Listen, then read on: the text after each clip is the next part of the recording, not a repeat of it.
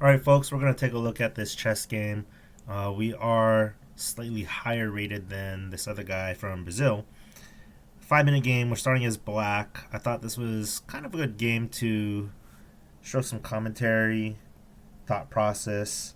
They're starting with d4, queen pawn. We respond in the same. He's going with the Queen's Gambit. That's also a Netflix show. I actually really like the Queen's Gambit. I think it's a very powerful opening. We bring out the bishop. We're trying to start up the London opening. So the bishop pops out so that you get him out early so that your pawn, sometimes you can block your bishop from coming out if you move your king pawn too early. Also, if the queen comes out here, then it's also threatening this pawn because the bishop's no longer there. Anyways, he brings his knight to c3, attacking this pawn. So he could take it. I take. It could be actually, he would actually.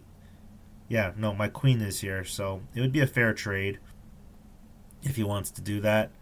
He brings out his other knight. This pawn, instead of challenging here, I thought it was good to protect the queen's pawn. I bring up my knight to also bring some more defense here and also attack this square because his knight is the only one that's occupying this space while now my pawn and knight are there and the bishop. So we have the pawn, bishop, and then the knight coming to this square for an attack hopefully later on. He brings his bishop here on this slant, which is a very good, I call it an X-ray attack. So when I move this pawn, it's pinned. It's actually called a pin where my queen would be in trouble here. So if I move my knight and forget the bishop's here, I just lose a queen. So it's pinning the knight here. But I'm bringing more defense to this pawn just in case he wants to go for this attack here. He also brings out his pawn. You see how his bishop's a little more blocked in, but it is protecting this square. Later on, he does move his pawn up. But what's good about this pawn is that it's protecting here and here. So the bishop really doesn't have anywhere to go except over here. I bring my knight just in case he wants to trade out with this knight. I do have the queen protecting it as well. Queen is still pinned. Especially because I can't move my knight here.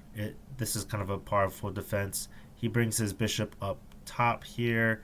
And if he wants to do this trade, generally, in theory, what's taught is to move the bishop back one. So if we move it back one and he wants to trade, I take with the pawn, opening this rook aisle here because most people castle kingside. So that's actually favorable if he wants to trade. He goes ahead and castles. I bring up my bishop, and this is the complete London opening. Pop out the bishop, move it back if you need to. Bring out the knights in this formation because look at all the opening that I am occupying here. Very powerful opening. I believe he moves the pawn up to attack the bishop. I slide it back. He goes ahead and takes my bishop, my white square bishop, which is what we wanted. Now we opened up the rook aisle here. So it's putting pressure on this pawn already. His knight is protecting it. I think he does later move his knight, which I think was a mistake. He moves the queen up into game, connecting the rooks, which is what you really want to do. He did very good development, early game development. I move up my pawn here. I don't really know what I was thinking, maybe challenging this pawn. And then if he takes, my knight would take. And even though I'd be down a pawn, I would have better position just to open up this side of the board. That's kind of what I was thinking. He then protects this pawn, so I take, he takes. Now this would be just kind of dumb to sacrifice my knight just for positioning. I put a little bit more pressure on this pawn. He brings his rook, so that way I'm kind of losing my pawn structure here if I wanted to queen's castle. What I should have done is kept the pawn back and then queen's castle in retrospect. Once I moved this rook, I knew I made a mistake because instead of trying to fight for this lane, I think it would have been better to just castle connect the rooks.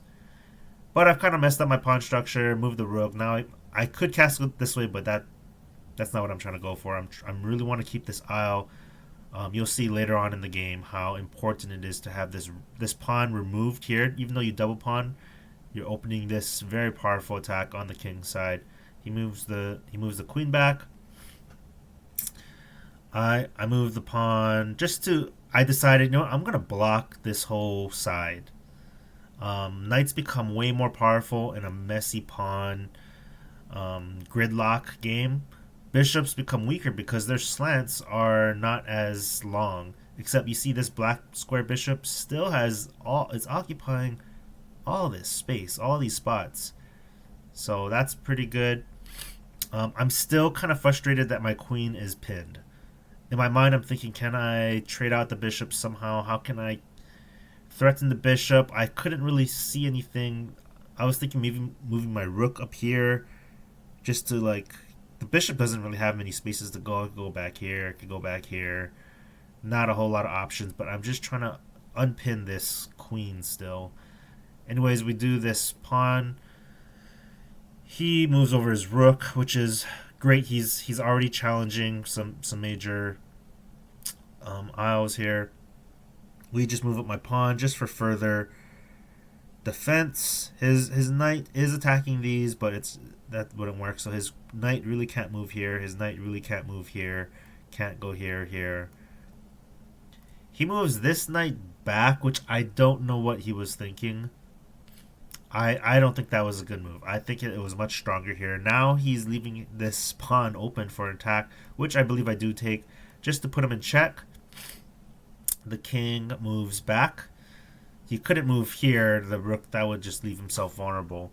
So what I'm thinking in my mind, I'm like, okay, let's maybe get my bishop out of here somehow, and then the rook comes down to h1, which would be checkmate. He could potentially lock himself in. I bring the rook up just to see if I can kick back this bishop to this square. If it goes here, I'm going to eat it, right? The knight was really protecting this square and this square. I was thinking what he might do is move his knight back here, threatening the bishop, but also protecting this bishop. I was thinking that's what he was going to do. I think that would have been a good play. Rather, he kicks back the bishop, and I'm thinking, okay, do I want to trade out bishops? That's kind of what he's proposing. Trade of bishops. His pawn would come up here. Not the best spot. It's he's doubling up his pawn. I was thinking I might want to trade this. I could, but what I end up... Oh, I guess I do. He surprisingly doesn't. Oh yeah, no, not surprisingly. See, this is another thing.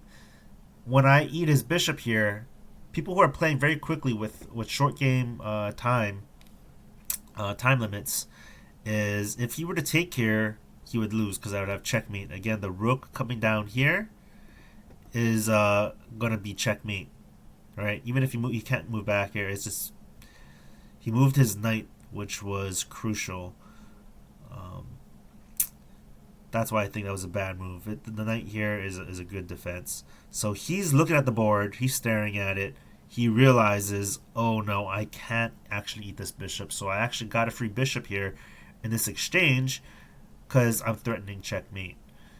His pawn moves up, which is the right move to attack the bishop, but more importantly, he frees himself up from being checkmated.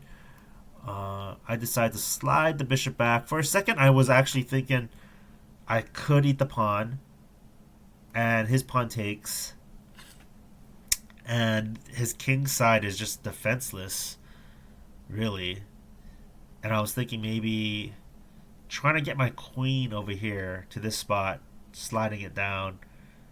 That didn't happen. We just decided to retreat. Sometimes I do this kamikaze like thinking in my head, like, let's just take out his pawns with my bishop to open it up, and sometimes it's just not a smart thing to do. You're losing in points at that point.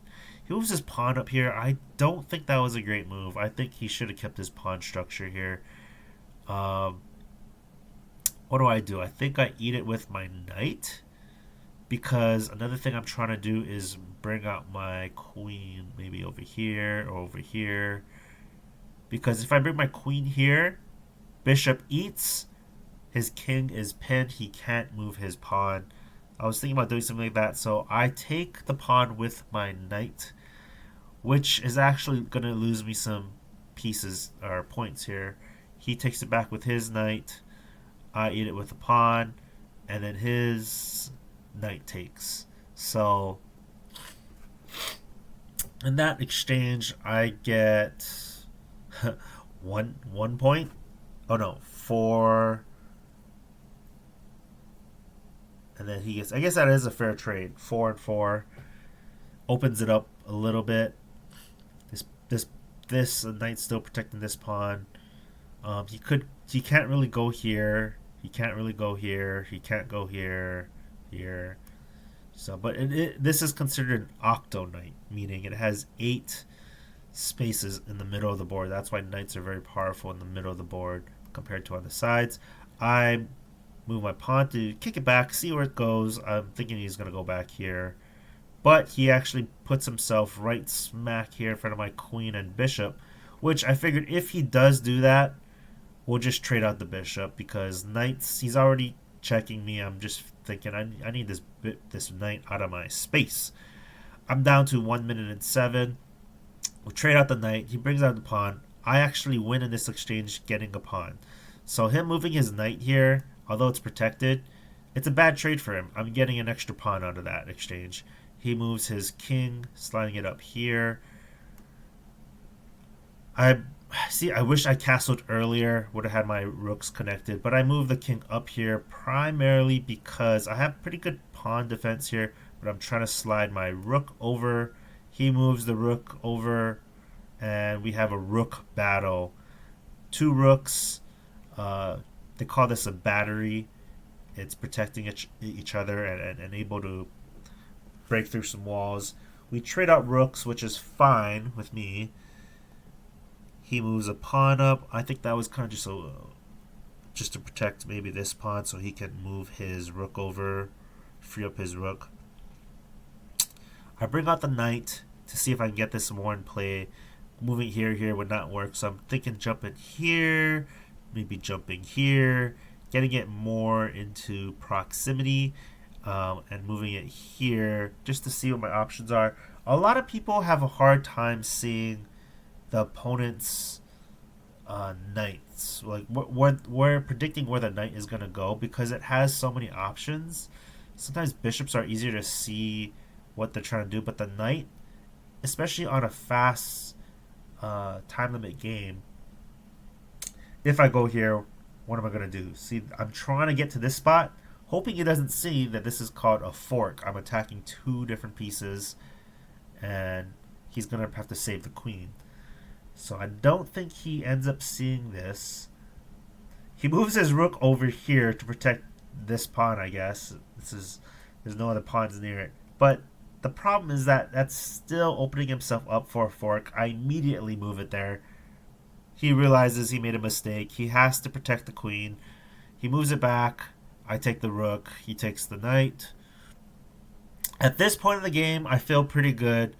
I'm up 2 pawns and a rook.